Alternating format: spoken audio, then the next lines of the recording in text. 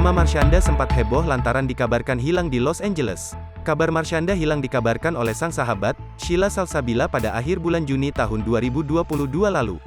Setelah beberapa pekan, Marshanda akhirnya buka suara terkait kabar tentang dirinya. Ia tegas mengaku baik-baik saja. Berita kehilangan juga disebut wanita yang kerap disapa Caca tersebut sebagai cerita fiktif.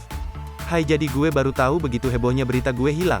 Apaan sih, fiktif?" tegas Caca dalam Instagram Story @marshanda99, Selasa, tanggal 12 Juli tahun 2022. "Gak bener, gue masih hidup, dan gue baik-baik saja. Tapi makasih buat yang udah ngeworiin gue sampai segitunya. I'm fine, nih muka gue aja masih sama. Masih samakan sama Marshanda," lanjut Caca sambil tertawa. Lebih lanjut Marshanda nampak menyindir orang yang pertama kali mengabarkan dirinya hilang. Caca menyarankan agar mewawancarai orang yang bersangkutan. "Dan untuk yang bilang gue bipolar manik dan segala macem, kayaknya nanyanya ke yang mengurusin gue deh, bukan nanya ke orang yang pura-pura atau berasa dia paling tahu gue. Siapa yang ngurusin gue coba? Siapa yang nelpon ambulans? Siapa yang nelpon polisi dan panik dan bla bla bla." So interview orangnya langsung, "Kalau mau tahu ini, Marshanda, kabarnya gimana? Dari storynya aja udah tahu, dia, mau apa?" jelas Caca.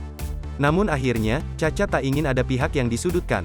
Ia menyebut tidak ada pihak yang salah dan tidak ada pihak yang harus disudutkan atas kabar fiktif hilangnya Marshanda.